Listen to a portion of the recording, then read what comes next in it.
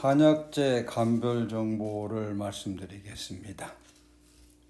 본 강의는 한의신문에 7년여 동안 연재했던 한약재 감별 정보 한약재 중에 우선적으로 선택을 해서 주로 약재 상태 감별 부분을 요약해서 집중적으로 설명하도록 하겠습니다.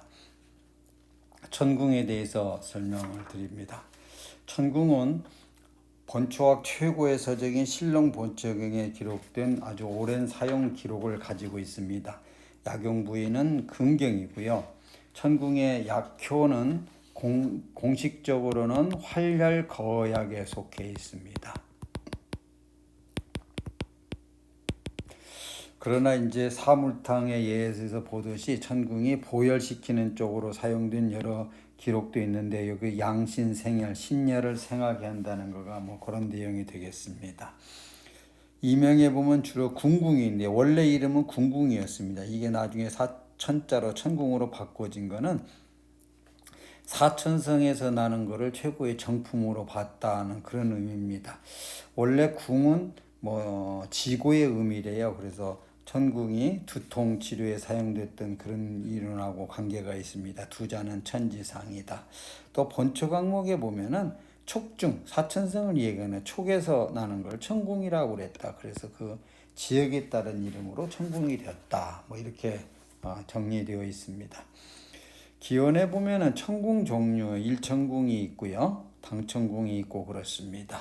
여기에서 이제 소위 우리나라에서 됐던 토천궁이 있는데 결론부터 이야기하면 당천궁과 토천궁은 기원이 같은 걸로 최종적으로 정리가 됐습니다. 다만 중국 현지에서 생산되는 거가 당천궁이라면은 우리나라에서 생산되는 걸 토천궁으로 그 식물이 자연 조건에 따라서 적응된 차이를 얘기하는 겁니다. 북한약전에서 보면은 북한약전의 천궁에 보면 요고분이 들어있어요. 똑같이 리고스티금 속에 속하는 종류 중에 제올렌스가 들어있는데 이거는 해피약에 속합니다. 북한약전에서 잘못 정리된 내용입니다. 산지를 보면은 일천궁은 흔히 좀 오피셔널에는 한국과 중국의 동북 지역에서 주로 많이 생산이 되고요.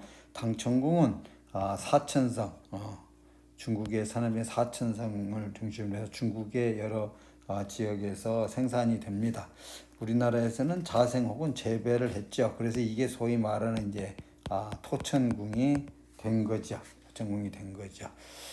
공정서상의 당천궁, 토천궁, 일천궁 이거는 모두 천궁으로 다 사용될 수 있는 내용입니다.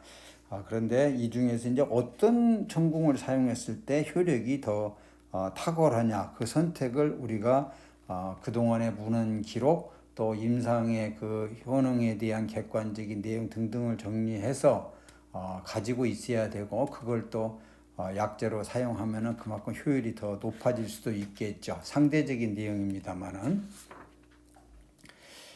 수치를 보면은 수치에서 여러 가지 내용이 있습니다. 거유하라고 되어 있습니다. 거유를 하지 않으면 천궁의 주된 효력인 두통 치료가 아니고 오히려 두통이 발생을 한다. 또 옛날에 보면은 기름기 있는 거를 색깔이 하얗고 기름기 없게끔 다시 거유를 해서 사용을 반드시 해야 된다. 탕포를 해야 된다 등등 여러 가지 기록이 있는데 지금 중국에서 우리가 수입하는 당천궁은요 거유를 하잖아요. 거유를 해야 되잖아요. 일천궁은요 거유를 하지 않습니다. 물론 토천궁도 거유를 해요. 그러니까 이 내용의 문헌 기록을 근거로 하면은 거유를 하라는 말은 실제적으로 거유를 해야 되는 당천궁, 토천궁이 보다 상대적인 우위를 점하고 있다 이렇게 구분을 할 수가 있는 거지요. 그 금기사항에도 보면은 천궁의 신산성질에 대한 것, 천궁이 활혈 거시키는 효력 때문에 혹시라도 사물탕 같은 경우에도 그 사용 목적에 부합되지 않는 부분이 있으면은 어떻게 하라 그런 금기사항이 있는 그런 약물이 되겠습니다. 자연상태의 감별입니다. 천궁의 그 일천궁, 흔히 좀 오피시널레죠. 일천궁의 그 식물상의 특징을 볼 때 제일 먼저 주의 깊게 봐야 될 거는 이 꽃의 개수입니다. 산경이요. 산경이 보면은 전체적으로 10개 정도 됩니다. 10개 정도 돼요. 그래서 10개 정도 되고 산경을 기준으로 먼저 생각을 하고요. 두 번째가 잎의 끝에서 이렇게 갈라지는 요 깊이입니다. 깊이. 그래서 이거는 반도 조금 못 찢어졌는데 반절 찢어졌다. 그래서 반열 이렇게 이해할 수가 있습니다. 물론 뭐 근경은 이렇게 마디 모양입니다. 결절 모양을 나타내게 되고요. 결절 모양을 나타내게 되고 그렇습니다. 당천궁은 어떠냐면 당천궁은요. 아까 꽃의 그 개수 차이가 먼저 설명하기 전에 줄기가 보면은 원주형이고 이렇게 패인 무늬가 있습니다. 원주형 패인 무늬가 있고요. 당천궁의 그 잎에 보면은 잎에 갈라진 그 깊이를 보면은 깊이가 굉장히 깊어요. 굉장히 깊습니다. 그래서 이제 이거를 아까 반열에 비해서 전열했다. 이보다 더 이제 완전히 더 갈라질 수도 있는 거죠. 자, 꽃의 개수입니다. 꽃의 개수. 꽃의 개수가 아까 10개 정도 됐잖아요. 이거는 거의 20여 개가 됩니다. 굉장히 많습니다. 굉장히 많고요. 당천궁입니다. 우리나라에 전통적으로 그런 그 토천궁 때문에 여러 종류가 많습니다. 쉽게 말해서 여러 같은 니구스틱에 속하는 여러 종류가 우리나라에서 지역에 따라서 여기에서도 토천궁, 저기에서 또 다른 종류의 토천궁 이게 사용된 기록이네. 거기에 대한 식물 장의 차이입니다. 우리 궁궁이라고 하는 폴리몰파도 있고요. 그렇습니다. 요거는 잎 모양이 좀 특이하죠. 잎 모양이 보면 하나, 둘, 셋 해가지고 3회로 구분되기 때문에 식물학적으로는 구분이 됩니다. 식물학적으로 구분이 되는데 하여튼 이 궁궁이라는 거가 천궁의 그 토송 이름이 되어 있잖아요. 그와 같이 우리 주변에서도 쉽게 이렇게 오랫동안 혼용이 됐던 그런 종류입니다. 그러나 최종적으로는 아까 모두에서 이야기했듯이 그 추앙시흥 당천궁이 우리나라에 적응되는 과정에서 생긴 걸로 최종적으로 확인을 할 수가 있습니다. 물론 이거는 문헌적인 기록의 일부도 있습니다만은 유전학까지 포함해서 모든 그 배열을 종합 정리한 내용으로 그렇게 정리를 할 수가 있겠습니다. 위품이 많다고 그랬어요. 아까 저기 북한의 요고본이요. 제올렌스 요고본. 요 몸통을 보세요. 몸통 색깔의 차이, 자색이 있고요. 자색이 있고 잎이 보면은 넓은 계란형입니다. 이 자색과 이걸 가지고 요거분을 구분을 할 수가 있습니다. 자, 식물 형태의 감별 포인트는요. 아까 반열이냐 완전히 찢어졌냐는 내용이고 산경이 10개 정도냐 산경이 20개 정도냐 소산화가 소산화까지는 구체적으로 구분이 안 됩니다만은 가장 확실하게 구분하는 거는 이 산경 개수를 가지고 구분을 하면 되고요. 꽃이 피기 전까지는 잎의 그 갈라진 폭 정도를 가지고 구분을 할 수가 있겠습니다. 식물 형태에서 이제 혼란을 일으키고 있는 요고본과의 비교 검색에 보면은 줄기가 녹색이냐 자색이냐 마지막 열편이 어떤 형태냐 아까 광란형이냐 그러면은 이게 요고본이라고 그랬습니다. 이와 같이 구분을 할 수가 있겠습니다. 약재 상태의 감별입니다. 천궁, 일천궁이 있고요. 원천궁이라는 당천궁이나 니구스틱, 추앙시궁은 중국에서 생산되는 건 당천궁, 한국에서 생산되는 건 토천궁 그렇게 정리를 할 수가 있겠습니다. 자, 그러면은 크게 두 종류인 일천궁과 추앙시궁하고의 구분을 보면은 잘르기 전의 상태에서는 일천궁은 종유성 모양의 소규경이 있습니다. 그런데 현궁은 종유성 모양의 그런 게 없습니다. 이 종유성 모양이 나타나는 것은 어떤 의미냐면은 생육 조건이 종유성 모양이 나타날 정도로 분화를 빨리 해야 될 필요성이 있는 조건이라는 걸 의미합니다. 조금 어려운 내용입니다만은 우리는 그걸 약재 상태에서 감별 기준으로 삼는 거죠. 두 번째, 절단 위에 보면은 단면에 기름층이 많냐 적냐 차이입니다. 기름층이 많기 때문에 기름 색깔에는 황색깔을 단면 모양을 나타내게 되고요. 기름층이 적게 되면은 백색깔을 띠게 됩니다. 기름층이 많다 보니까 나타나는 모양에 금맥점이 있는 것이 보이기도 하고요. 금맥점이 보이지 않아요. 그래서 트랑시온과 편의점 오피시널레를 구분을 할 수가 있습니다. 자, 우리 당천궁, 토천궁까지 확대를 합니다. 이 같은 종류라고 그랬습니다. 같은 리그슨 트랑시온 같은 종류죠. 그런데 아마 일천궁은 아까 회백색이고 이건 황백색이고 기름층이 많냐 적냐 그 차이라고 그랬습니다. 이건 기름층이 적고요. 이건 기름층이 이제 많은 총에 속합니다. 그런데 유실이 중국 당천궁에는 유실이 상대적으로 많고 황갈색의 유실이 적어서 색깔이 선명하고 짙으면 당천궁. 무슨 얘기냐면은 당천궁에서 토천궁으로 일천궁으로 갈수록 기름층이 여기가 제일 높고요. 상대적으로 토천궁이 중간, 일천궁은 기름층이 뚜렷하게 보이지 않는 걸 가지고 구분을 할 수가 있다는 내용입니다. 자, 이게 이제 일천궁입니다. 자르기 전의 모습입니다. 이게 지금 이제 종유석과가 이렇게 나와 있다. 그래서 종유석 모양이고요. 그다음에 이 단면에 보면은 백색입니다. 정확히 말하면 회백색이죠. 회백색이고요. 이걸 자르게 되면은 전체 모양이 이런 특이한 모양을 나타내는데 이거를 이제 나비 모양이라고 그랬습니다. 나비 모양, 나비 모양. 그래서 원 내용에 보면은 나비를 호접이라고 하잖아요. 호접편 모양이다 그랬습니다.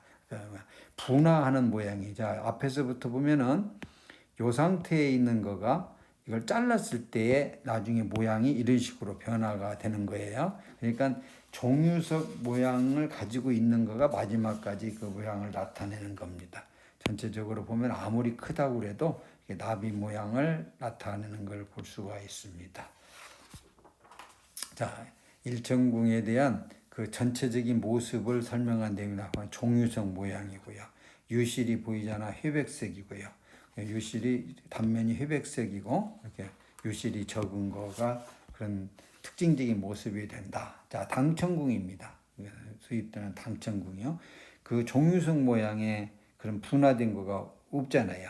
전체적으로요. 그래서 이와 같은 모양을 나타내게 됩니다. 혹시 이제 당천궁 종류 중에 이와 같은 그 다리 같습니까? 그래서 원래 이름은 과교입니다. 과교 다리와 같은 모습을 나타내는 것은 이거가 품질이 떨어지는 겁니다. 과교가 생긴다는 말은 생육 조건에서 좋지 않은 조건이 발생하고 거기에 적응하는 과정에서 근경이 이렇게 과교가 생기는 거거든요. 자, 그래서 당천궁을 이제 잘랐습니다. 자르게 되면은 첫 번째 보면 유실이 굉장히 많죠. 두 번째 보면 색깔이 당연히 그래서 황백색을 띠게 되죠. 세 번째 보면은 이와 같이 이렇게 되어 있는 거가 요거를 이제 근맥점 그랬습니다. 근맥점은 이 모든 부분을 갖추고 있는 거죠. 자, 그럼 요거는 뭐냐는 거죠. 요거는 유실이 근맥점도 있고요. 유실이 있는 흔적도 있는데 색깔이 다르잖아요. 기름이 빠졌다는 거죠. 거유됐다는 거죠. 거유졌다는 거죠. 그래서 이거는 둘 중에 하나입니다. 첫 번째는 이게 수치를 해가지고 기름을 뺐을 때의 모습이 될 수도 있고요. 이게 유실이 상대적으로 발달이 좀 적은 이등품인 확률도 있고요. 둘 중에 하나입니다. 그런데 만일에 수치를 했으면은요, 상포를 했기 때문에 겉에 보면은 이게 전분질과 같은 거가 보입니다. 근데 이거는 여러 가지 정황으로 보면은 당천궁 중에 질이 좀 떨어지는 종류일 확률이 높습니다. 물론 탕포를 했을 때, 거유했을 때도 나타날 수 있는 모습은 되겠습니다. 네, 그래서 여기에 대한 그 전체 모습을 보면 아까 종유석 같은 것이 없고 많은 유실이 있고요. 이제 우리 다음에 얘기하는 토천궁에 비해서 상대적으로 선명하고 짙은 것이 특징입니다. 그래서 이 약은 단면이 황백색이고 기름기가 많고 향기가 진한 것이 좋습니다. 이걸 가지고 이제 거유를 해서 이제 약재로 사용하면 가장 효력이 좋다는 내용입니다. 자, 우리나라에서 적응한 토천궁입니다. 토천궁. 토천궁인데 보면 잘라진 걸 보면 지금 요 모습을 특이하게 봐야 됩니다. 요 모습을요. 이게 아까 그 과교 모습입니다. 과교 모습. 과교는 좋지 않은 조건에서 그 조건이 좋지 않은 조건일 때 적응하는 과정이라고 그랬습니다. 따라서 과교가 보이는 거가 국산 그 토천궁의 특징이고요. 그다음에 여기 보면 유실이 보면 일천궁에 비해서는 더 노랗습니다만은 당천궁에 비해서는 상당히 그 하얀 편에 속합니다. 중간 정도에 속하는 거죠. 그러니까 셋 중에서 보면은요, 그걸 기준으로 하면 되고, 여기서 보면은 색깔이 덜 선명하잖아요. 색깔이 덜 선명하고 과교 흔적이 보이잖아요. 과교 흔적이 보이는 거는 토천궁일 확률이 높다. 물론 당천궁에도 과교가 있습니다만은 과교가 있더라도 단면이 유실이 많으면은 당천궁 중에 그쪽에서 생육 조건이 좋지 않은 것일 수도 있는 거지만은요. 단면이 이렇게 중간 정도의 유실을 가지고 있으면서 과교가 있으면 토천궁일 확률이 굉장히 높다. 토천궁의 전체 내용은 천궁과 당천궁과 비슷한데 유실이 상대적으로 적다 그랬습니다. 여기에 대한 그 검색표를 만들었습니다.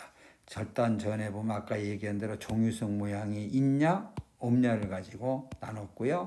절단했을 때 유실이 적냐 많냐를 가지고요. 따라서 색깔이 어떤 색깔을 띠느냐, 백색이냐 황색이냐, 금맥점이 보이냐 보이지 않냐를 가지고 일천궁과 당천궁을 구분을 했습니다. 여기에 이제 토천궁까지 들어가게 되면 회백색이냐 황백색이냐를 해서 크게 나눠지고요. 그 다음에 두 번째 그 기름기가 많은 황백색 중에서 유실이 상대적으로 많냐 적냐를 가지고 당천궁과 토천궁을 구분을 하면 되겠습니다. 종합 요약을 하면은 천궁의 기원식물은 천궁과 크니디움 오피시날레와 당천궁 리구스티cum 추앙시용입니다. 크니디움하고 리구스티움을 동일종으로 보는 견해도 있습니다. 그래서 따라서 이게가 근현종이라는 얘기입니다. 천궁은 재배 지역에 따라서 중국 재배는 당천궁, 한국 재배는 토천궁으로 재분류가 됩니다. 종합 요약을 하겠습니다. 지금까지 정리된 모든 내용을 종합하면 이렇게 정리하면 됩니다. 원래 당천궁, 리구스티움 추앙시용입니다. 이거가 한국 유통시장에서 중국에서 제외돼 한국에 수입된 걸 당천궁, 한국식에서 식물 자체가 적응되어 제외된 걸 토천궁이라고 부르게 됐습니다. 이것이 일본으로 이제 현지 적응된 거를 일천궁이라고 본 겁니다. 이거 리구스티쿰을 같은 종류로 보게 되면요. 그러니까 중국에서 한국을 거쳐서 일본으로 되는 종류 중에 요게 지금 일천궁이 리구스티쿰 오피시날레 우리가 이 얘기하는 크니디움 오피시날레가 된 거고요. 요거가 리구스티쿰 추앙시형이고 한국이 가운데에서 이게 적응되는 과정에서 그래서 이거를 생물학적인 내용으로 이야기하면 유전학적인 일부 차이는 있지만 이 리구스티쿰 추앙시형 계열이 중국, 한국, 일본을 거치면서 현지 적응을 한 것으로 최종 정리가 되었습니다. 종합 요약을 하면 원래 기원약재는 중국 천궁이라고 이야기했습니다. 근거는 보면은 아까 그 거유에 대한 내용입니다. 거유에 대한 내용이요. 효능면에서는 당천궁이 일천궁에 비해서 상대적으로 우수하다고 인지하는 것이 합당합니다. 그러니까 여기에는 뭐가 이제 하냐면 거유라는 수치라는 2차 수고가 리구스티쿰 추앙시형은 필요합니다. 이 토천궁이 됐든 당천궁이 됐든요. 근데 지금 일천궁은 거유를 하질 않잖아요. 그러나 거유를 하지 않지만 효력이 상대적으로 떨어질 수도 있다는 거죠. 전통 천궁 기준으로 놓고 볼 때는요. 그래서 좀 거유하는 2차 수고가 있다 하더라도 천궁의 정품 사용을 하기 위해서는 뭐 수입 당천궁이든지 우리나라 토천궁을 사용하는 게 원리에 합당하다 이런 내용입니다. 본 강의는 그 한약재 감별 정보, 그러니까 혼란되는 약재 감별 정보, 약재 상태 감별 부분을 요약해서 설명을 하였습니다. 천궁에 대한 한의학적인 내용, 자연 상태의 감별, 약재 상태의 감별 등의 구체적인 내용은 포라메디카에서 들어가서 확인하면은 더 보다 구체적으로 확인을 할 수가 있겠습니다. 본 내용하고 의견을 달리하는 혹시 고견이나 우선 취급을 원하는 약물 이런 게 있으면 제안해 주시기 바랍니다. 의견 게시는 저희 메일입니다. 이 메일로 보내주시면 참고로 하도록 하겠습니다. 이상으로 천궁에 대한 모든 내용을 마치도록 하겠습니다.